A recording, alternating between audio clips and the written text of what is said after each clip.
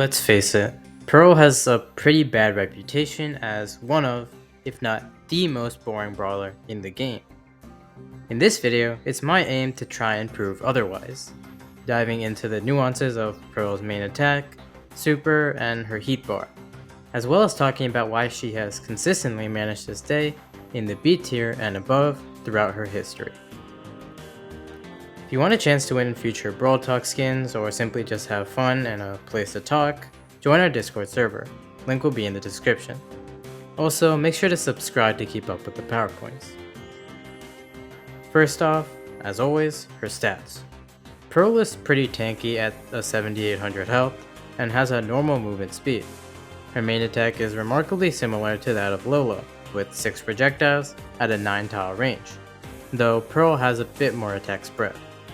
However, their big difference comes with Pearl's heat bar trait. More on that in a little bit, but for now, all you need to know is that the main attack deals anywhere from 520 to 905 damage per projectile, from no heat to full heat. Pearl's super sees her consume all of her heat and cause an explosion as a result. The explosion has a 3.33 tile radius and a 0.3 second delay, and knockbacks any enemy in the radius, as well as breaking all the walls in the radius. It can deal anywhere from 3100 to 5422 damage. Finally, the heat bar. This bar basically charges up only when Pearl is not attacking, so kind of the opposite of something like Ash's rage bar. It takes 12 seconds to fully charge up, and the more it's charged, the more damage Pearl deals. This leads to some pretty interesting gameplay as a result. Because of the heat bar, it requires a bit of skill and patience to get the full use out of Pearl. You can't just waste your shots shooting at oxygen molecules, as each missed shot will cost you dearly when it comes to your heat bar. This leads to a lot of timing to be required to know how to play Pearl to her full potential. You have to be completely certain of hitting your shots when you are playing Pearl, or you will waste valuable heat. This often leads to bush camping. Let's take a map like out in the open, for example, where Pearl is played a lot. You're often going to see Pearl stay in the bushes for a long while. Unlike other brawlers like, say, Lola, you can't use Pearl to check the enemy bushes and recklessly shoot the enemies who likely outrange Pearl, which results in wasted heat and ammo. Because of this, Pearl's best bet is often to wait for an enemy mistake by, bush camping. She can hide in the bushes and simply wait for her heat bar to charge up, and then wait for the enemies to make a mistake. Since she's likely going to be facing off against lower health snipers, if one of them get into her range when she's fully charged up, her heating bar, let's just say they're going to meet up with masteries and the brawl pass for gems. With all of this in mind, one thing becomes abundantly clear.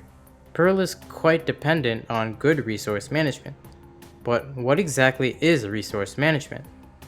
Well, it's basically when the game gives you a limited amount of a resource, and therefore, you are forced to use the limited amount wisely. An example of this in Brawl Stars was of course with the old gadgets, where you had to ration your gadget usage well, or you would suffer as a result. Pearl's heat bar has the same principle.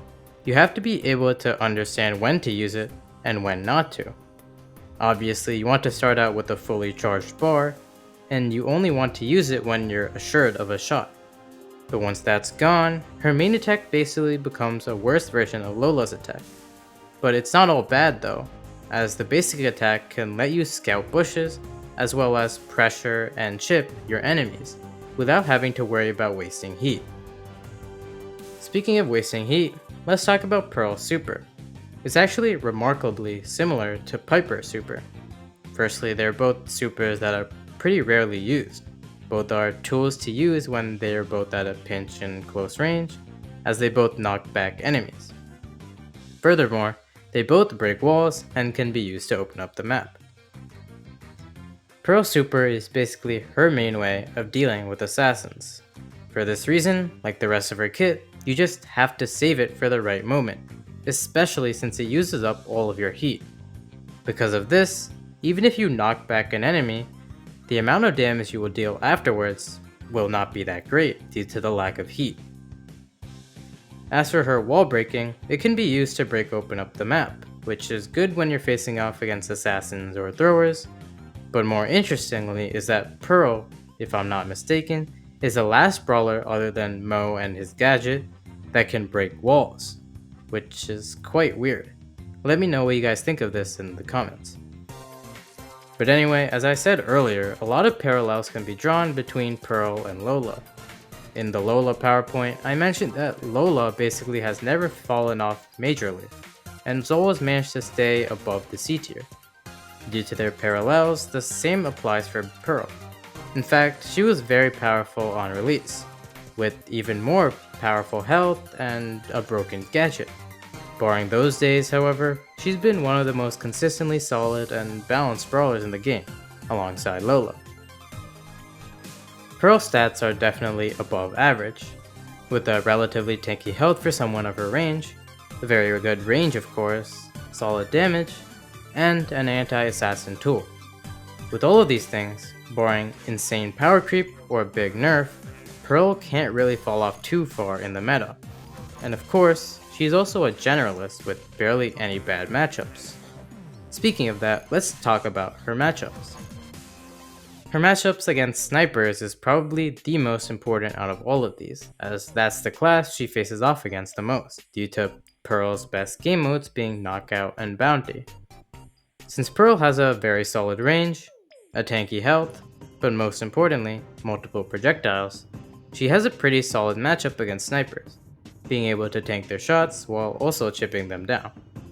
And of course, if Pearl ever catches them off guard when she's bush camping, she can deal massive damage to them if her heat bar is fully charged. At a close range, however, things become a little more complicated. She does have tools to deal at a short range like a tanky health, good damage potential, and of course, her super. But sometimes it might not be enough. Once again, it's all about timing. If you get caught without your super, or with very little heat, then you just don't have enough damage to burst down the assassin, and you will get killed. So like everything else with her design, you have to be aware of your surroundings and save your super and heat accordingly. She does have one pretty bad matchup, and that's against throwers. To be fair to her, she doesn't face them too often, but it's still worth mentioning. She has basically no tools to defend against them, and her movement speed isn't anything special, so she has to fully rely on her super to fight against them, which in the long run will probably not work out most of the time. And now, her unlockables. Her first gadget is Overcooked, which sees her next attack deal 1040 to 1820 extra damage over time. This is a very essential gadget for Pearl. The amount of extra damage it deals is insane, and since she's going to be facing lower health brawlers most of the time, it can easily let her one-shot them if she has high heat, or give her more DPS potential against tanks and assassins. And what's even crazier is that this gadget used to be even more broken somehow, and had to be nerfed multiple times before it got even remotely balanced. Pearl's second gadget is Made with Love, which sees Pearl's next main attack heal teammates and ignore enemies, healing for 2800 health over time. This is an interesting gadget. It's been buffed so many times, but the very concept of it is just so mediocre for Pearl. Sure, there are some use cases for it, but you have to basically ignore the enemies while also losing heat just to heal your teammates. It requires a lot of things to go right as well, like your teammates being near you, your enemies not actively attacking you, and your teammates being low enough to actually get value out of it.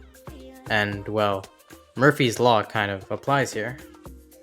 Overall, it feels like a cheap copy of Lola's healing star power, and isn't nearly as good as her Overcooked gadget. Pearl's first star power is Heat Retention, which sees her super consume 50% less heat when used. This is a solid star power and lets her actually be able to seriously damage opponents after supering them. Her second star power is Heat Shield, which reduces all damage taken by 20%. once her heat bar is at 80%. This is also pretty solid and lets her approach enemies better, which means she is more likely to make full use out of the heat bar, since she's able to get closer to enemies and therefore more accurate. Finally, her Hypercharge Pyrolytic, which sees her super now leave behind a burning area for 4.5 seconds. I'm not gonna mince my words, this is the worst Hypercharge in the game. If Pearl is knocking back enemies with her super, she's literally moving them away from the burning area. In other words, there's literally no point to it. This is why Pearl hasn't managed to be higher in the meta even with her stronger base kit. In other words, it's what keeps her balanced, and we can only imagine how annoying and strong she would be with an actual Hypercharge. Overall, despite seeming like a pretty boring brawler on the surface, there is a lot of nuance involved with Pearl, especially with her heat bar. She is a brawler that relies a lot on patience and timing, with her damage potential especially relying heavily on good timing and resource management. As for her strength, she has been one of the most consistent brawlers in the game since her release, and would be even better if it wasn't for her awful excuse of a Hypercharge.